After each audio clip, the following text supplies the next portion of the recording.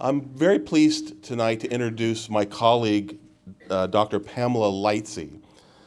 Pamela is the Associate Dean for Community Life and Lifelong Learning and a Clinical Assistant Professor of Contextual Theology and Practice at the School of Theology. Dean Lightsey is a scholar, a social justice activist, and a military veteran whose academic and research interests include classical and contemporary just war theory, womanist theology, queer theory and queer theology, and African American religious history and theologies. She's also an ordained elder in the Northern Illinois Conference of the United Methodist Church.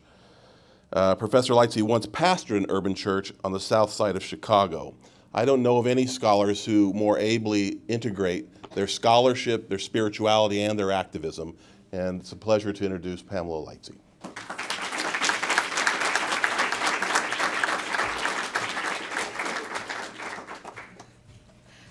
So I'm very happy to be with you tonight, and I appreciate Brian's introduction and just you all taking time to be here to hear what I have to say.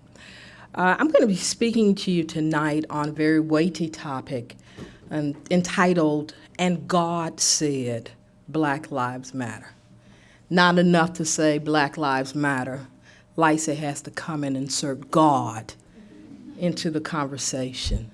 So let me begin by asking, how many of you have not heard the phrases that's being used, Black Lives Matter?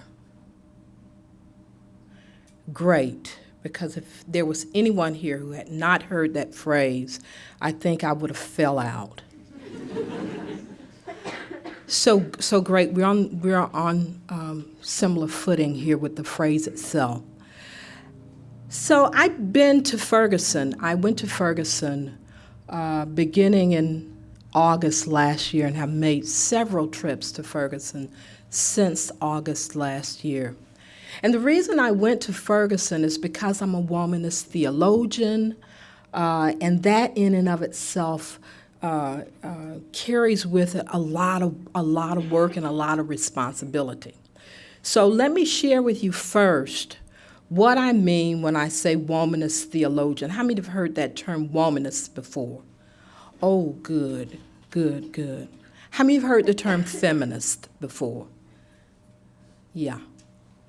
So we've got some work to do. So womanist, how many have heard of Alice Walker, the writer? Okay. And you've heard of The Color Purple. And you remember the character Miss Sophie. And in the movie The Color Purple, Miss Sophie does this to Mister. She stands up like this. How many of you remember that scene where she does this? And she says, "Ain't nothing good gonna happen to you till you do right by me." Okay. First of all, The Color Purple is a play. It's a play script adapted from the book itself, written by Alice Walker. Alice Walker coined the term, or rather she used the term, womanist in her book, In Search of Our Mother's Garden. It's a 4-part definition, but for our purpose as womanist scholars, we think about being womanist in one particular area of the definition where it says, womanist is to feminist as purple is to lavender.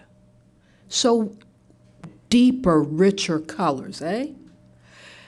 Womanist is in some ways similar to feminism in that we are concerned about the plight of women, we're concerned about the advancement of women, but we have several points of departure from feminist work, particularly feminist theology.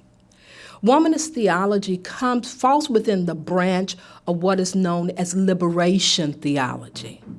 And liberation theology purports that God has has a preferential option for the oppressed of the world. That is to say that if God is God, then God is concerned about oppressed people. The very being of God is concerned about oppressed people and is concerned that all of God's creation are treated fairly and justly. Okay, that's liberation theology. Feminist theology says that God's preferential option is to the oppressed women of this world, and that women ought to be treated fairly. Womanist theology has several points of departure from feminist theology. And that is to say, yes, we believe that women ought to be treated fairly, but we privilege the narratives and the experiences of Black women. We are particularly concerned with the experiences of Black women, not to the exclusion of Black men. So we say, and womanist scholars will say, that we are concerned about the folk. That is, we are concerned about the people.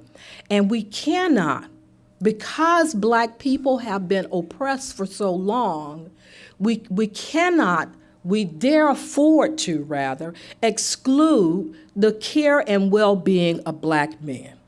Okay?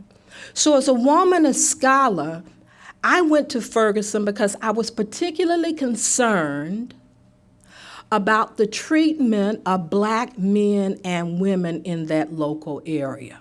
Okay? Theologically speaking, I was interested in what the people in that community had, what they were experiencing in terms of their perspective of God. Now, if you look at Pew Research, you will have seen a study that talks about the religious landscape across America. And in that study, it shows that Black people across America are very religious. They are adherents to the faith. About 85% of Black people across America will tell you they believe in God and they worship God. And so I was particularly concerned with what, these dynamics when I went to Ferguson. I want to show you a little bit of what I saw when I was in Ferguson and tell you why that impacts upon my work as a womanist scholar. It's about a 3.5-minute clip.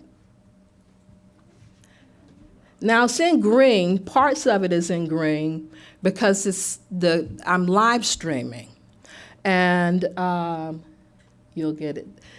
And that's the night light, the kind of night lens that I'm using.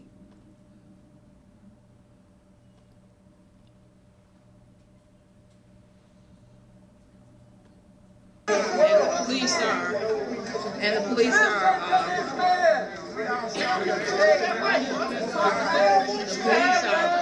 prepared to come down. Oh, damn. Got the gun. What's that? Gun. See the gun? Take this picture. See the group coming over here? Yeah. All right.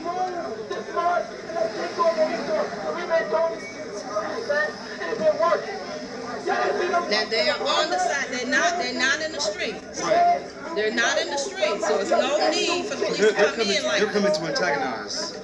They're not in the street. Just let people have this conversation. They're disagreeing from within. Just let them do this.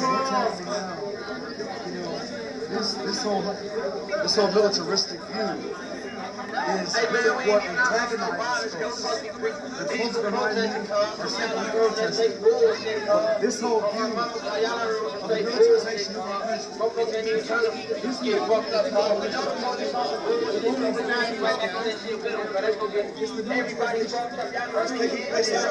They're moving in. Police officers are moving in. Police officers moving in. Y'all check this. I don't care. You're disturbing the peace. Why did I shoot no more? Get the police. Why did I shoot? Don't touch me. Don't touch me. Don't touch me. Don't shoot me.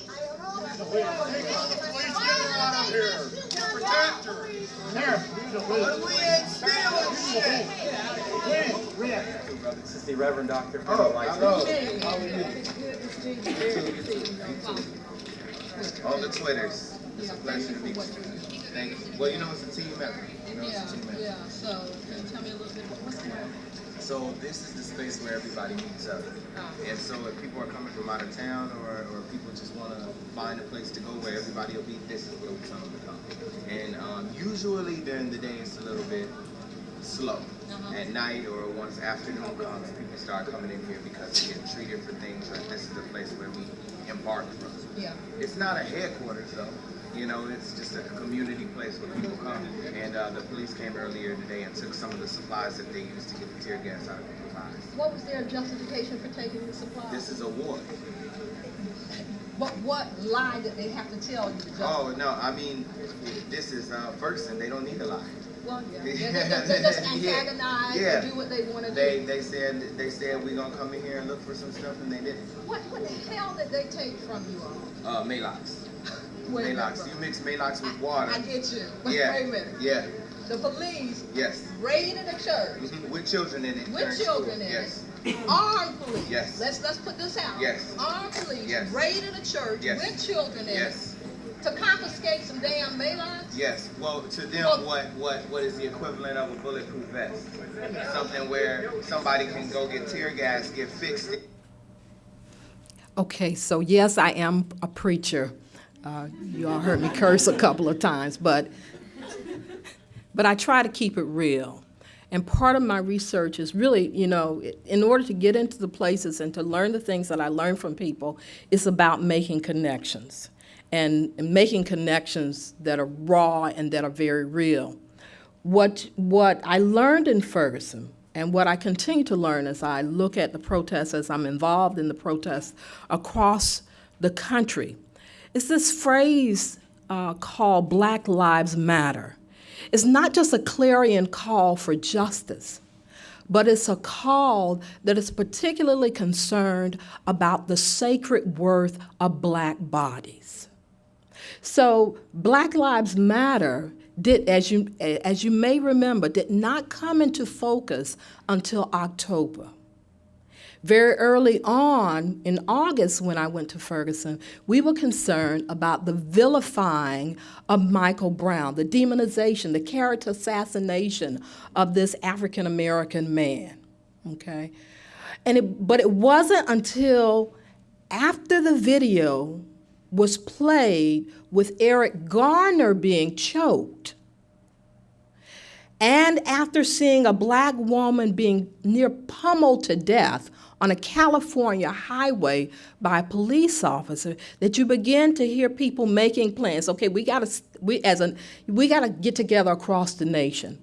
And so the founders of the hashtag movement, Black Lives Matter, they're three Black women, plus a very talented, and his name is not often called, a very talented Black gay man by the name of Darnell Moore, came up with this wonderful use of the internet.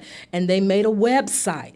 And they not only did you see the hashtag Black Lives Matter, but then there was these plans to get on the bus, freedom ride, hashtag Black Lives Matter.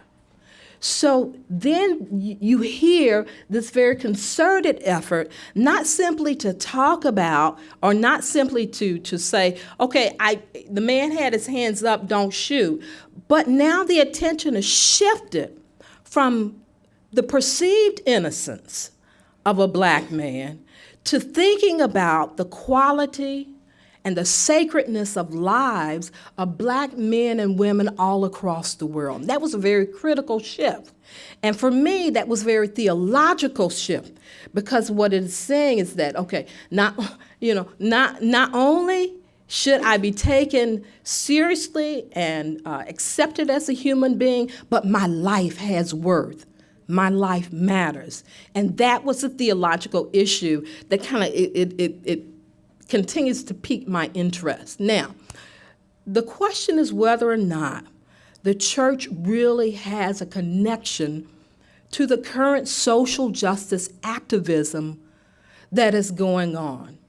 Because if you're a student of history, you know that the '60s civil rights movement and the movement that was called the Black Power movement, you know that there were a lot of religious leaders involved in that movement. And you saw a lot of black male clergy out on the front lines of that movement. Well, there are clergy involved in Black Lives Matter and doing very great work. I can think of two, Reverend Tracy Blackman and Reverend Sekou, who I've worked with in Ferguson. They're doing good work, but this is a leader-full movement, which reminds me still in some ways of the work of Ella Baker during the Civil Rights Movement. Ella Baker was a woman who worked with the young students who did the Freedom Rides, and she taught them about what she called participatory democracy. And so I remember her work as I look at the Black Lives Matter movement, I look at the adjustments and the shifts that are going on, and I'm particularly concerned about the theological ramifications and what it means to be a nation of people who must be concerned about God and Black lives. Thank you.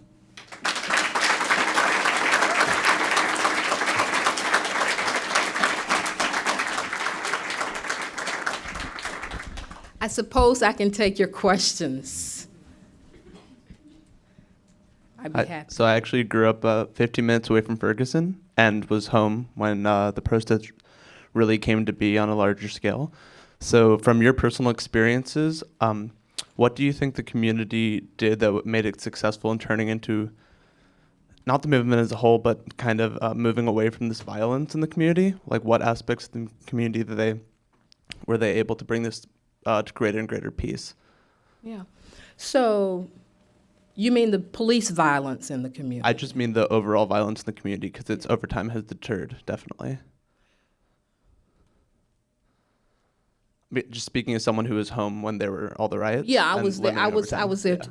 I was there also, and my only hesitation is I think about Martin Luther King when he talked about riots. That's the cry of a people who've not been heard, and for whom a nation refuses to hear and give justice. So I don't know so much that I concentrate on that reaction to centuries of violence against Black bodies, okay? So I want to shift your question and ask you to think about the centuries of violence against Black bodies. This is my work as an activism coming up. And so what has changed has been that the oppressor has been held accountable for the centuries of violence. And the media and persons like myself who went and did live stream, we've focused attention on the injustice that has been perpetrated against Black people for centuries, and people have begun to step back and to say, yeah, that's not quite right. And I think that's been helpful. There has been within the movement itself an ongoing intentionality for nonviolence. And this is not different from the 60s. Martin Luther King, if you read his letter from a Birmingham jail, you know that there was a methodology within the 60s protest movement. And that is, there were 4 processes, 4 steps that the protesters had to comply with. And one was the collection of facts to see if an injustice had actually been committed. Secondly, was negotiation, an attempt to negotiate. Thirdly, was self-purification. And then fourthly, was direct action. Now, I don't want you to take that as meaning these had to take place in this particular fashion, because it's not linear, but it's always taking place. There's always people trying to collect facts to see if an injustice has taken place. There's always this ongoing self-purification. Can I really submit my body to the bigotry and to the pain that is going to be, and to the attacks that are going to be launched against it? And then, right now, what the protesters are calling disruption in the 60s was called direct action. And direct action includes disruption by way of civil disobedience. I took your question a little bit farther, but I want you to think a little bit broadly. Someone else? By the way, I'm teaching a class, shameful plug. I'm teaching a class this semester called Spirituality and Activism in African American Traditions, where I actually use my experience from the early 60s. I'm a child of the Black Power movement. I use my experience in working as an activist. I'm an LGBTQ activist, and I bring all of this together to talk about activism within Black context. It's also included in my soon-to-be-published book. But next question. What would be a tangible goal that you're looking to obtain as, activists? Yeah, well, your question reminds me of the question that's often framed. And that question is, what do they want? To which we respond, the aims of the protest have been on the internet since last year. And they're very wonderful aims. And one is the cessation of excessive police force, police brutality. Another is the end of the demilitarization of Black neighborhoods. And you can see some of the police forces are, our government is talking about taking back some of that military equipment. I'm a veteran, so going to Ferguson and having to wear a gas mask, something that I was trained to wear when I was in the military on a civilian street, was very shocking and disturbing to me. And another is the police cameras, and you're seeing a lot of the early demands being met. Now there's what's called Campaign Zero. If you look on the internet, you'll see and read about Campaign Zero, so you'll have the opportunity to see a little tweaking of those demands, sophistication of those demands, but all that to say that the aims and the goals of Black Lives Matter is not, the articulation of those goals is not new. This has been available since last year. One more question, I guess, and then we need to stop. I think I saw your hand. I'm sorry. I saw the hand in the back first, and so. So Boston University's Howard Thurman received some criticism during the civil rights movement that he wasn't on the front lines. But now, because of the internet and social media, people who might have taken the backseat and be more part of the church movement can now be involved. Or at least I think that's a possibility. Do you see that figures like Howard Thurman or modern figures like him can play their role now maybe better suited than they could back in the 1960s? Sure, and I really appreciate your question. To the extent that I'm involved in Black Lives Matter, and I'm a faculty person here, says a lot about the support of the university itself. I've been to Ferguson in August. I was there on the ground in October. I went back again in November when the grand jury decided it would not indict the police officer. I've been back in March. I just did a major conference where we brought about 200 scholars, Black scholars and allies, to Ferguson over the summer for a major conference. And sometime this week, we will be releasing a statement from that conference that is a theological and also a very strong statement about Black Lives Matter from scholars. And so,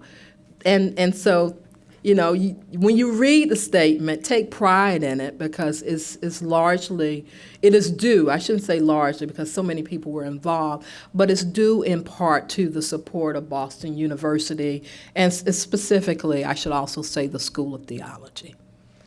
I think that I can't take other questions, but I'm happy to talk to you thereafter. Thank you all for your input.